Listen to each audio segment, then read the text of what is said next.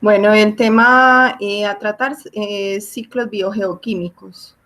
Les voy a explicar 3 ciclos porque los demás ciclos los van a desarrollar ustedes. Ustedes van a desarrollar el del carbono, el del fósforo y el del nitrógeno. Entonces les estaré explicando el del azufre, el del agua y el del oxígeno. Bueno, antes de empezar a explicar los conceptos de los ciclos biogeoquímicos, entonces de esta forma trabajaría en el mapa conceptual. Recuerden que lo pueden hacer en Word o en PowerPoint, o existen muchos programas que más adelante les voy a mostrar donde pueden realizarlo en los mapas conceptuales. Entonces, lo primero que deben hacer es identificar el tema principal, los aspectos fundamentales de algunos elementos y sus ciclos biogeoquímicos. Están compuestos entonces esos mapas conceptuales por figuras, por flechas y por texto. Se utilizan entonces conexiones por medio de textos, preposiciones y verbos. Y para unir ambas cosas, las figuras con el texto, entonces utilizan flechas y otros elementos.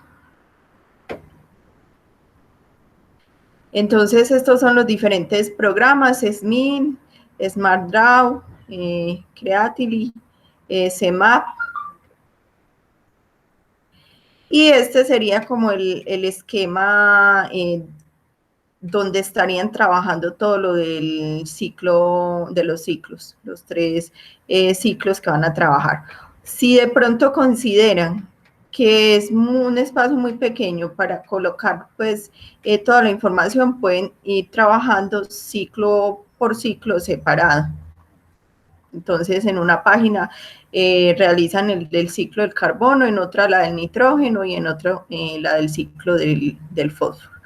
¿Y qué estarían entonces trabajando en cada uno de esos ciclos? Las fuentes naturales, los principales fórmulas químicas, los impactos humanos, su importancia. Bueno, los ciclos entonces biogeoquímicos se refieren que al movimiento de los elementos de nitrógeno, oxígeno, hidrógeno, calcio, sodio, azufre, fósforo, potasio, carbono y otros elementos que son importantes para los seres vivos y para el medio ambiente. Y estos ciclos entonces se dan mediante una serie de procesos de producción y descomposición. O sea, estos ciclos constantemente se están volviendo, o estos elementos constantemente se están volviendo a reutilizar. Bueno, en la biosfera la materia orgánica es limitada, de manera que su reciclaje es un punto clave en el mantenimiento de la vida en la parte de la Tierra. Los nutrientes se agotarían y la vida desaparecería, pues si no hay ese ciclo, esa reutilización de los elementos. Los elementos químicos o moléculas que son necesarias para la vida de organismos se les llama nutrientes o nutrimiento. Los organismos vivos necesitan de 31 a 40 elementos químicos, donde el número y tipos de estos elementos varían en cada especie.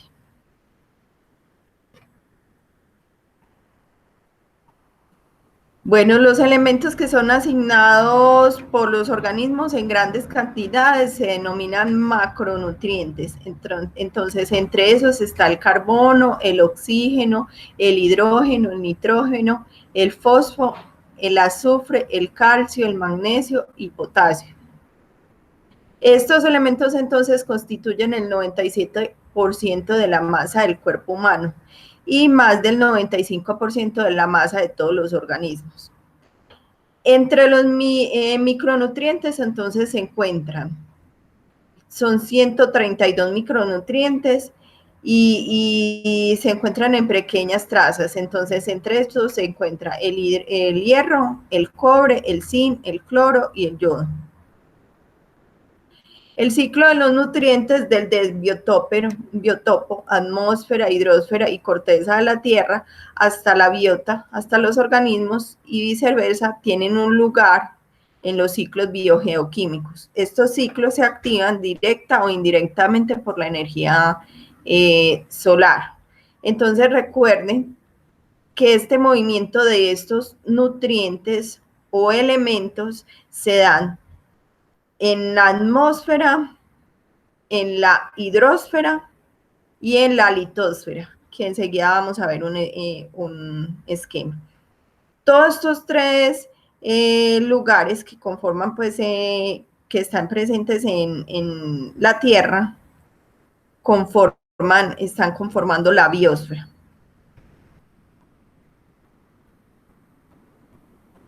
Y recuerden que muchos de estos macronutrientes, por ejemplo, el carbono, el oxígeno y el hidrógeno, son parte principal de muchos componentes o macromoléculas o moléculas, pues, biomoléculas en los organismos vivos.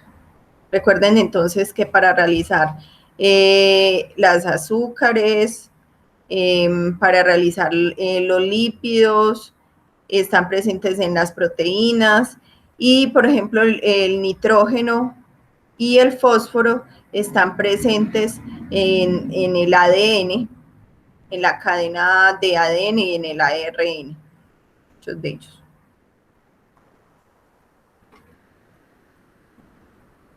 Hay diferentes tipos de ciclos biogeoquímicos. Entonces, uno es el tema de los sedimentarios, donde entonces los componentes que se conocen como sedimentarios serían el fósforo y el azufre, los dos elementos, pues, que se conocen como ciclos biogeoquímicos sedimentarios.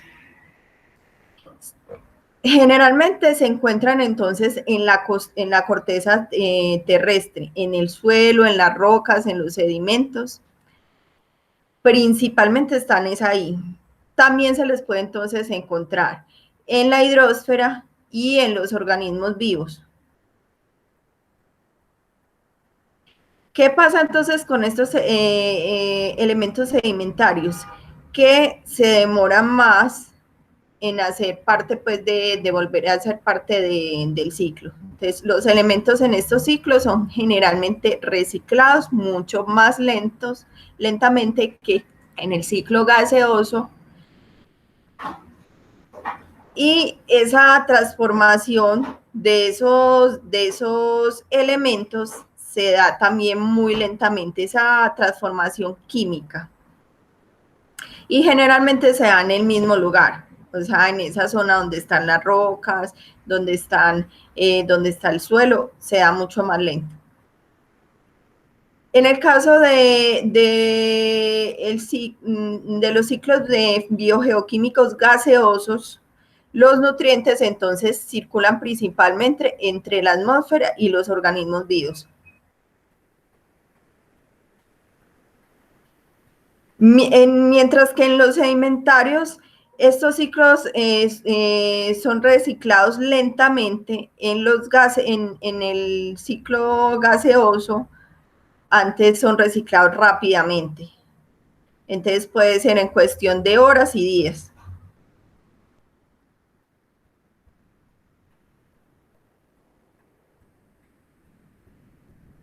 Dentro de esos ciclos entonces se encuentra el nitrógeno y el oxígeno. Y el ciclo hidrológico, entonces, es donde el agua circula entre el océano, la atmósfera, la tierra y los organismos vivos. Este ciclo además entonces ayuda a distribuir el calor solar sobre la superficie del planeta. Recuerden que cuando les estuve explicando el tema de los biomas, les explicaba que todo ese tema de la precipitación estaba mediado por el tema de la temperatura, que entonces de la temperatura y de la presión atmosférica. Que entonces el aire era más denso, ese aire denso que estaba cercano a la Tierra, entonces absorbía, pues ahí se quedaban esas partículas de agua. Luego entonces era calentado ese aire y el aire ascendía y se volvía menos denso. Y todas esas partículas de agua se unían, se condensaban y luego se precipitaban, y que se podían precipitar en forma de agua o en forma de nieve.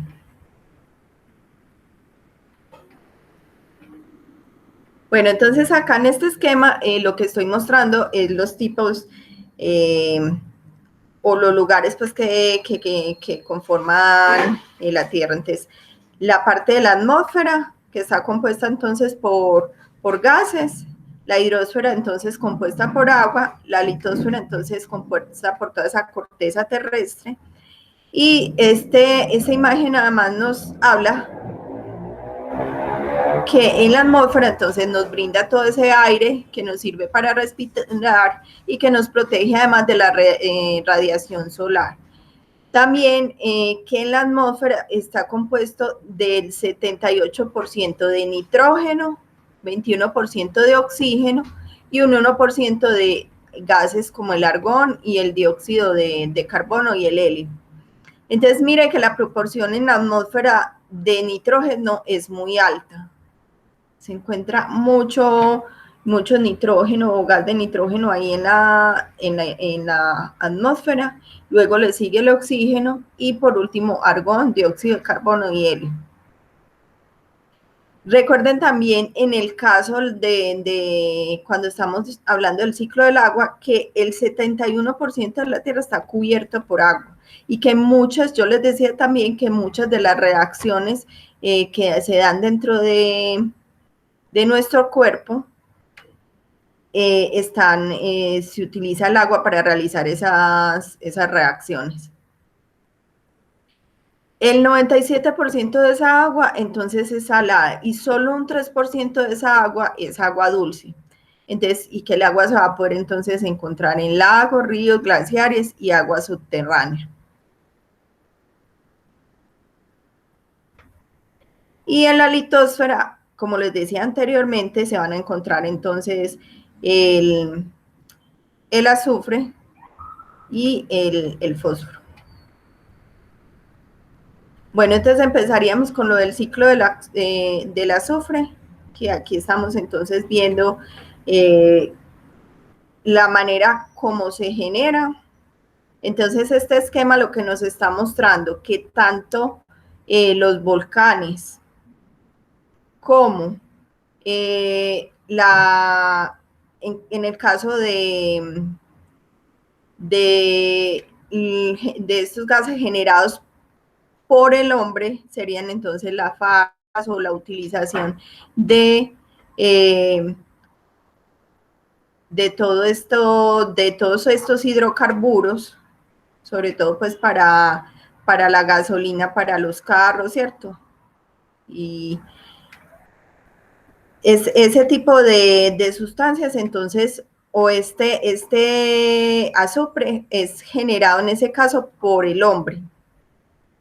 Pero hay otras emisiones que se dan naturalmente. Entonces, naturalmente se da por el tema de los volcanes, por el tema de que va a estar también presente en rocas sedimentarias, en rocas que están en la litosfera y que lentamente se van descomponiendo y luego de estar expuestas a la atmósfera, entonces ese azufre es lavado cuando caen las precipitaciones,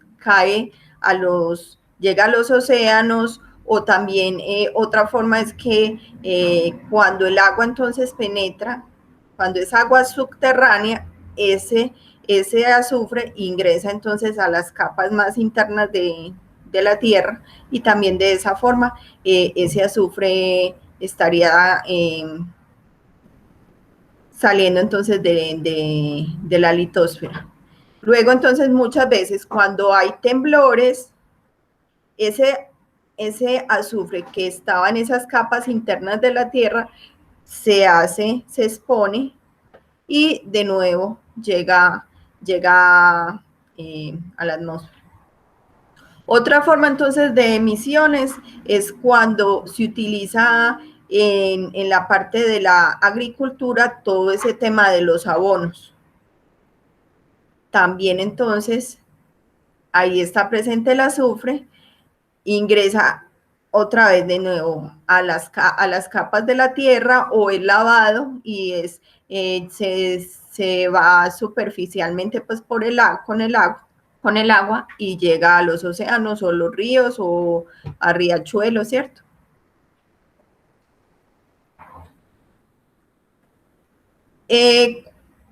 Aquí entonces les voy a explicar otra parte pues, de todo lo de esto. Entonces, dentro de las fuentes naturales, como les decía, era uno, la descomposición de materia orgánica. Recuerden también que entonces cuando los organismos se mueren o en las heces de los organismos,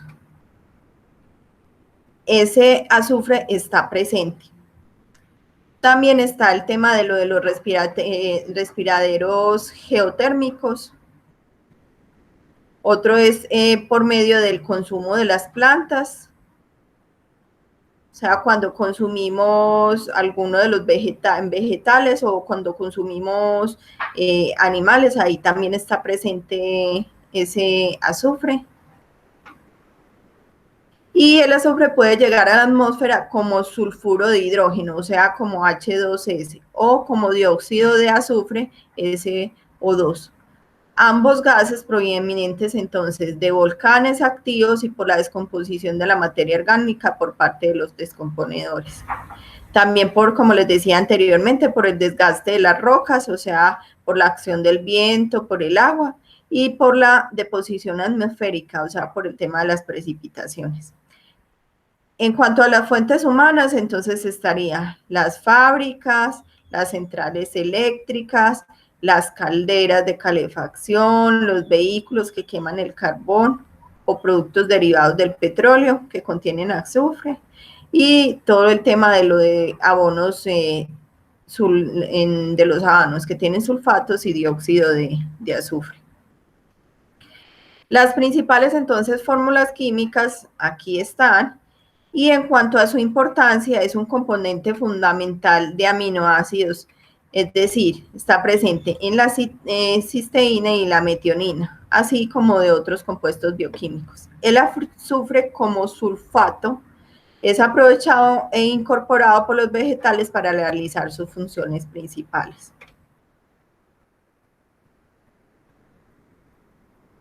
En cuanto a lo de los impactos, entonces, el ácido sulfúrico se encuentra naturalmente en el petróleo, en gas natural, en los gases volcánicos y manantiales de aguas termales.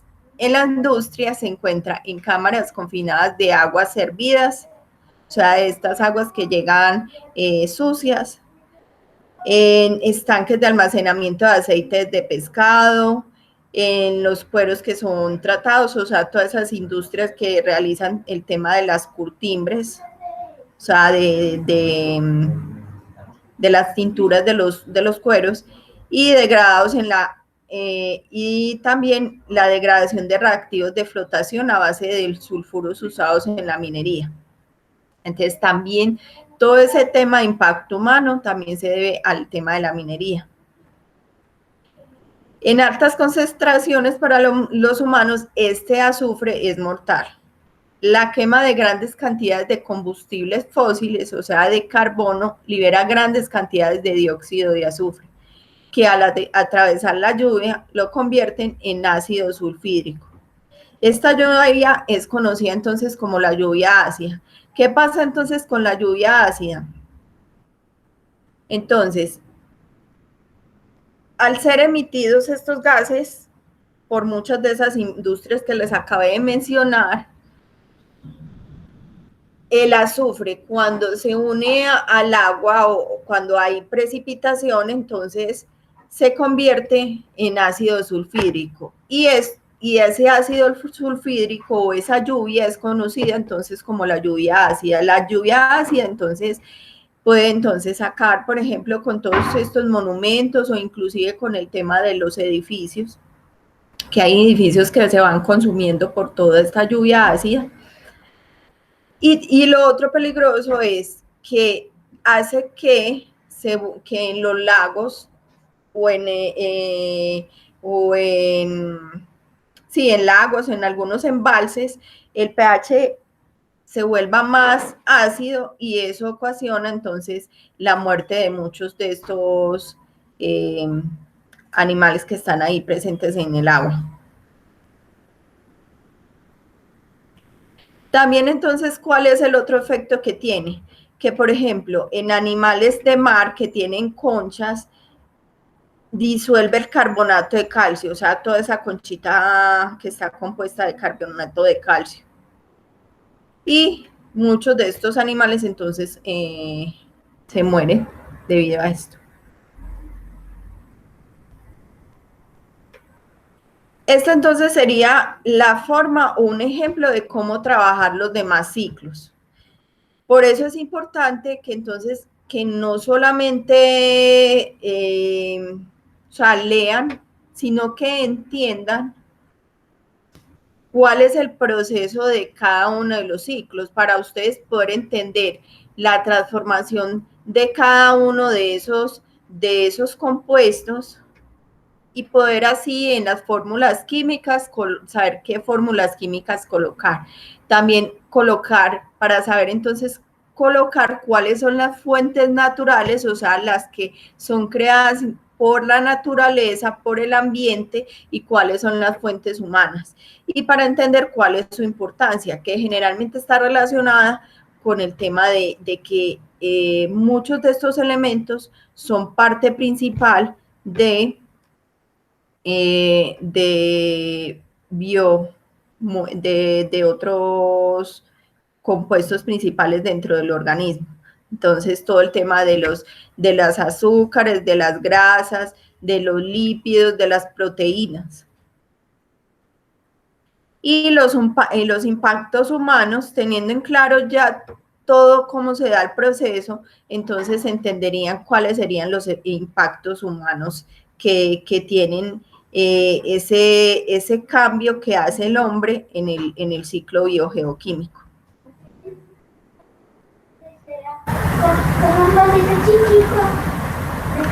Acá entonces está de una forma pues como más resumida todo el tema de lo del azufre. Entonces, en los abonos está presente los sulfatos y los dióxidos el dióxido de azufre.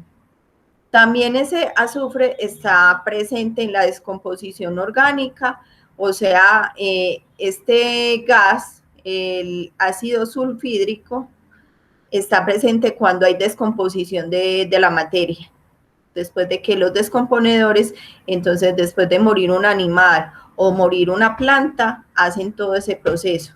También recuerden por el proceso, o sea, cuando hay salida de heces también. Otro es que en el mar está presente el ácido sulfídrico en forma, pues ese gas. En los volcanes está presente todo el tema de los sulfatos y el dióxido de azufre y el ácido sulfídrico. En las rocas sulfatadas o pizarras, que recuerden que les decía que esas rocas que entran en contacto con el viento, con el agua, ¿cierto? Esa agua por medio de precipitación va labrando todas esas rocas y entonces ahí se da la salida de esos elementos de azufre. Y una parte muy importante, resulta que hay unas bacterias que se llaman las bacterias de sulfovibrio, que lo que hacen es que toman los iones de sulfato y los convierten a gas sulfídrico, ácido sulfídrico. Y así es más fácil la absorción para las plantas. También entonces está presente en la combustión de la industria el dióxido de azufre.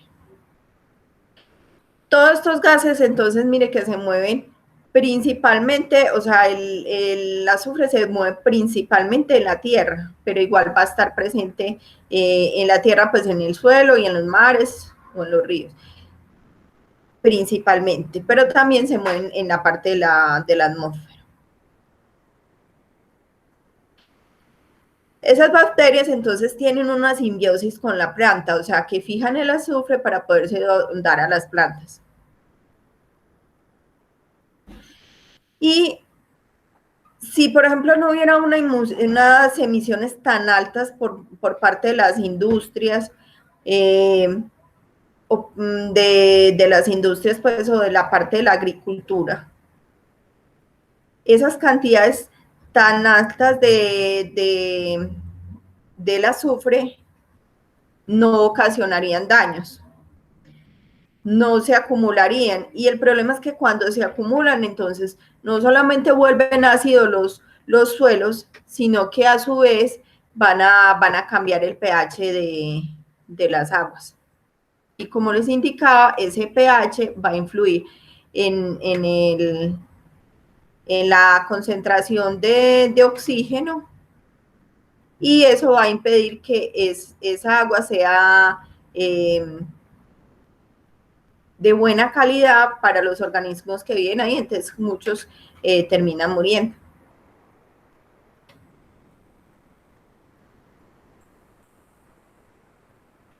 El ciclo del agua. Entonces, bueno, yo les explicaba entonces en la parte de biomas que la energía lumínica calienta la superficie de la Tierra, calienta los gases que están ahí.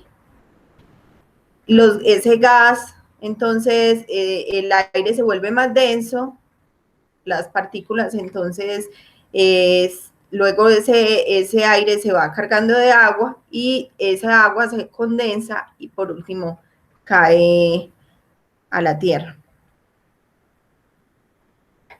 Ese tema, entonces, cuando se habla de ese tema, se habla de condensación. Y esa evaporación, entonces, pues, principalmente ocurre, o esa agua se evapora principalmente de los mares. Es el mayor porcentaje que se da de evaporación de agua de los mares. Pero también entonces el agua puede estar sobre la superficie de la Tierra, o también la otra opción es que puede penetrar e ingresar a las partes más subterráneas de la Tierra hasta llegar a los mares. Entonces, en forma azul, se dan filtraciones y llega a la parte de los mares.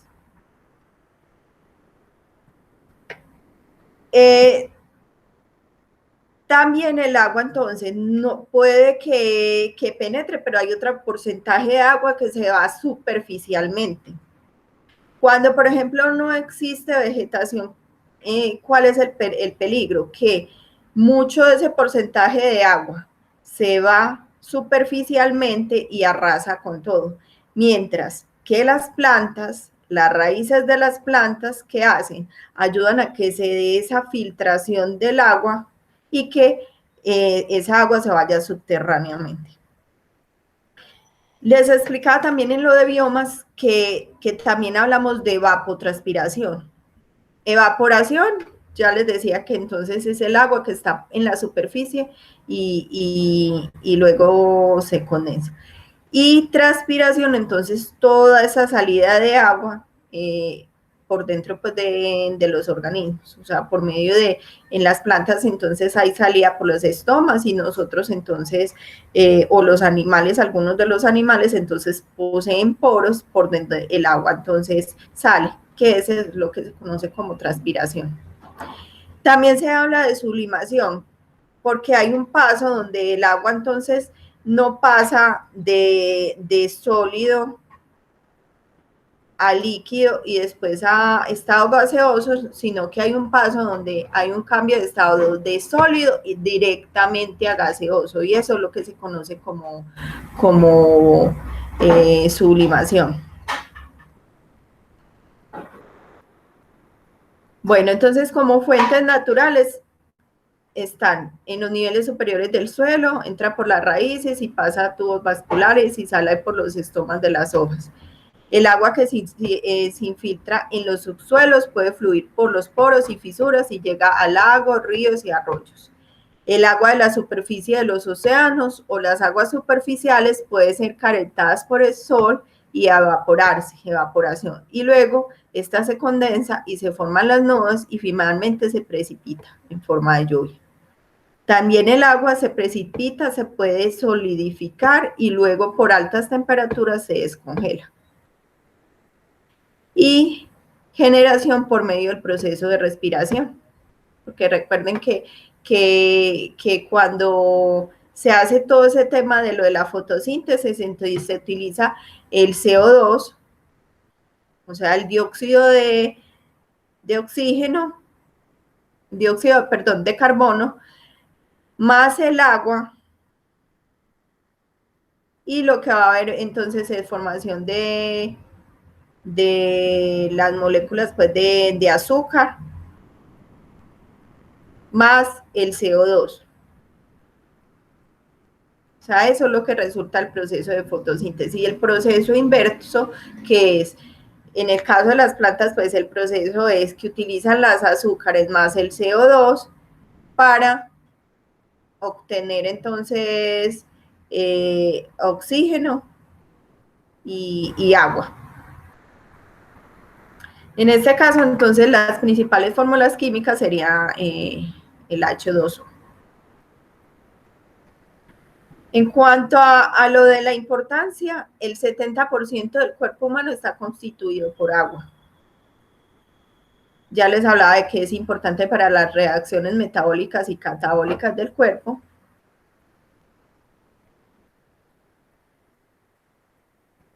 Y también que dentro de la célula, todo ese proceso para ingresar o salir en algunos casos sustancias se da mediado por el medio del agua.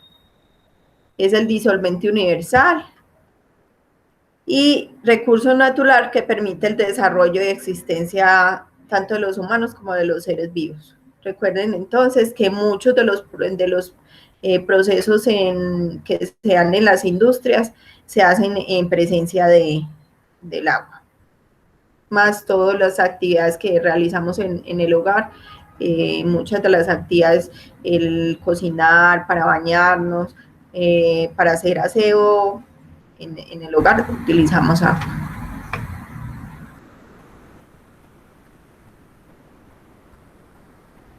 Acá entonces está mostrando todo ese proceso de lo de la fotosíntesis y el proceso inverso, que es el de la respiración.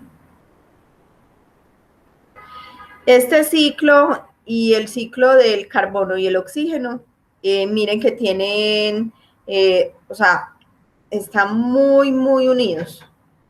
Están muy unidos todo este ciclo del carbono, del agua y del oxígeno. Y el impacto humano, entonces, es extracción de agua de los arroyos, lagos y aguas subterráneas, el agotamiento de las aguas subterráneas, eliminación de la vegetación para la agricultura, la minería y la construcción,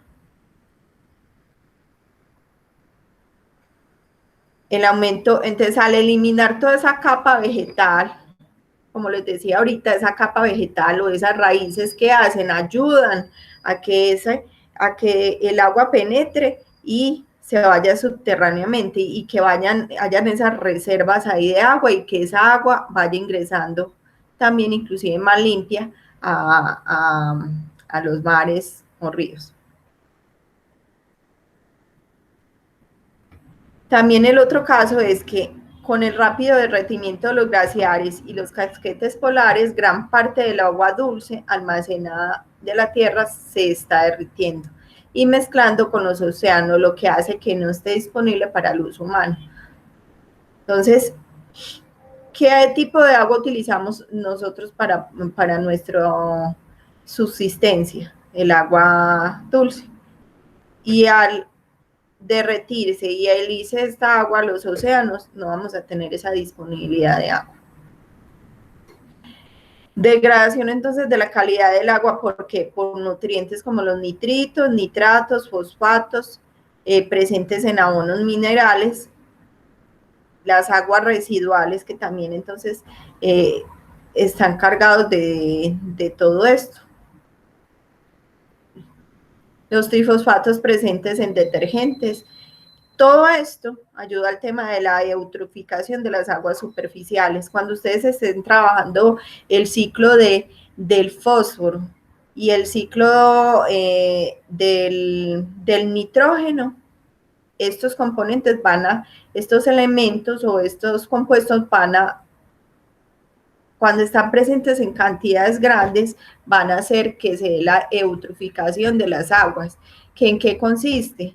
Que estos nutrientes van a estar en grandes cantidades, esto va a ser consumido por muchos de estos organismos que están ahí. Estos organismos entonces se van a consumir, van a aumentar muchas de las plantas. Con la eutroficación aumenta la presencia de muchas plantas, se da la disminución del oxígeno debido a toda esa presencia de plantas que están ahí. Generalmente son euglenas, creo, que son plantas grandes. Y al acabarse el oxígeno, entonces muchos de los animales que hay ahí se van a morir por la falta de oxígeno.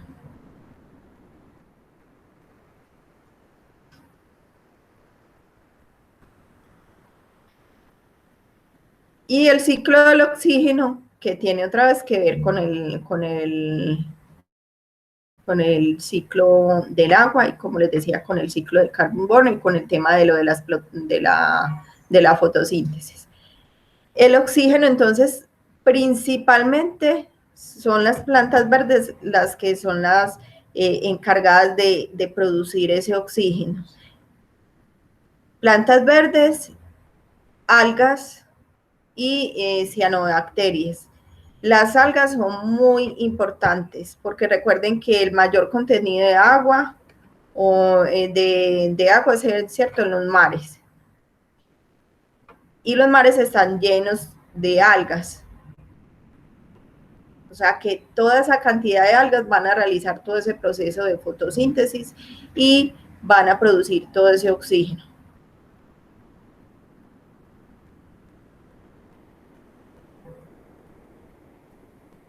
También el otro tema es que cuando un ser heterótrofo muere, gracias a los descomponedores también se libera una pequeña, no una gran cantidad de oxígeno, pero sí hay una pequeña liberación de oxígeno cuando mueren, cuando morimos, ¿cierto? Y los descomponedores hacen todo ese proceso de descomposición. En cuanto a lo de las fuentes humanas, el ozono de niveles más bajos, o sea, los que están cercanos a la Tierra, se produce principalmente a partir de precursores, o sea, es decir, del óxido nitroso, o sea, el NOx, en su mayor parte procedente de emisiones del tráfico, la industria, y mediante la reacción de moléculas de carbono y nitrógeno con la luz solar. O sea, que toda ese óxido de nitroso, en compañía del carbono y el nitrógeno, más la luz solar, se va a producir debido a eso.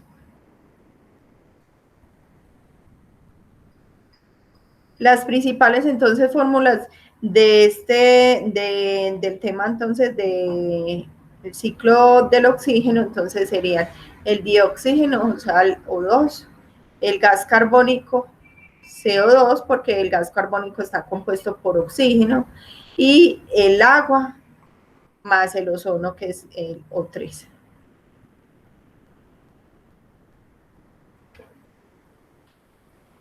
Ya les decía anteriormente que hace parte de muchos compuestos que hay en el organismo, de muchos biocompuestos o biomoléculas. Eh, y el oxígeno en el cuerpo tiene un rol fundamental, que es a partir de, ya que es como a partir de se genera la energía a nivel celular.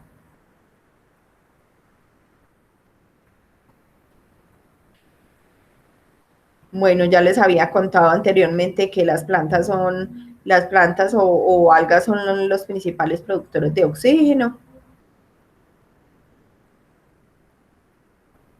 Las moléculas de O2 activadas por las radiaciones muy energéticas de onda corta se rompen en átomos libres de oxígeno que reaccionan con otras moléculas de O2 formando O3. El ozono absorbe las radiaciones solares ultravioletas, capa que filtra los rayos del sol y nocivas para el ser humano. Además, impide el escape del calor y el consistente enfriamiento del planeta.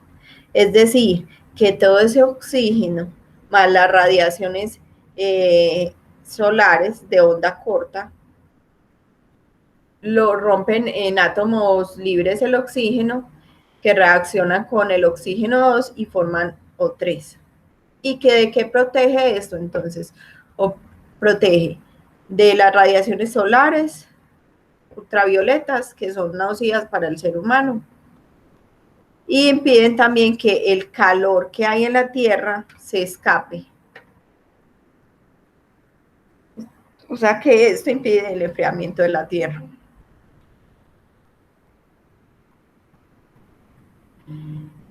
¿Cuál sería entonces el impacto humano? Ahorita les decía que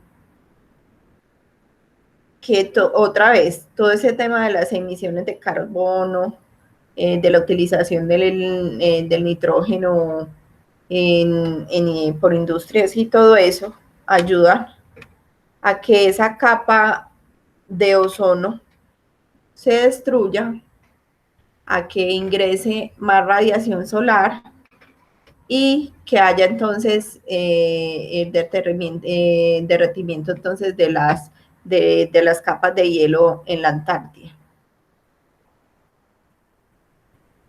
Al subir o al destruirse o al derretirse esas capas de hielo, ¿qué pasa? Entonces, primero, muchos animales viven ahí, entonces estamos dejando sin hogar a muchos de esos animales, entre esos los osos polares, ¿cierto?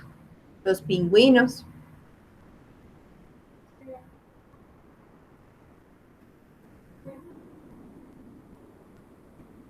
También en esos cuerpos de agua donde el oxígeno es muy bajo, debido a lo del tema de la eutroficación, ¿qué hace?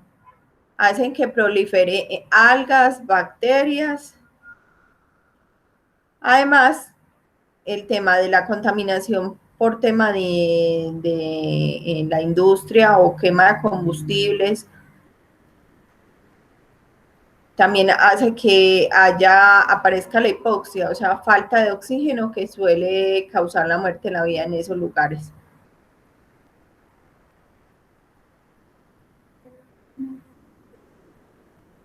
Al desaparecer esa capa de ozono, la radiación es más directa y entonces, ¿qué va a pasar? Va a causar en los humanos enfermedades de la piel, de los ojos, o sea, cánceres. Y la desaparición del oxígeno puede ser peligroso, completamente dañino para las cosechas, las plantas, la vegetación, para toda la vida en general. O sea, recuerden que nosotros podemos vivir varios días sin agua, sin alimento, pero sin oxígeno no vivimos.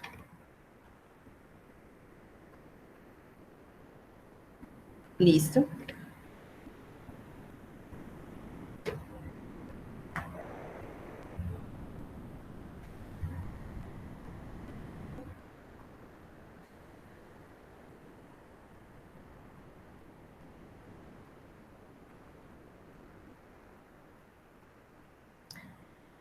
Entonces recuerden trabajar el mapa conceptual de los ciclos de forma similar a como se los expliqué.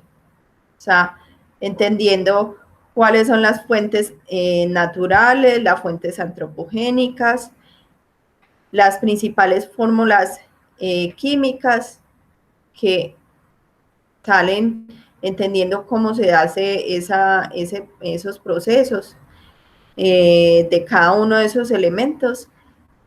También trabajar el impacto humano, o sea, el hecho de que se realicen todas esas actividades humanas que influyen sobre la aparición de más de las cantidades necesarias de cada uno de esos elementos, en este caso del nitrógeno, del fósforo y del carbono. Y y lo de las fuentes antropogénicas que son las generadas entonces por el hombre.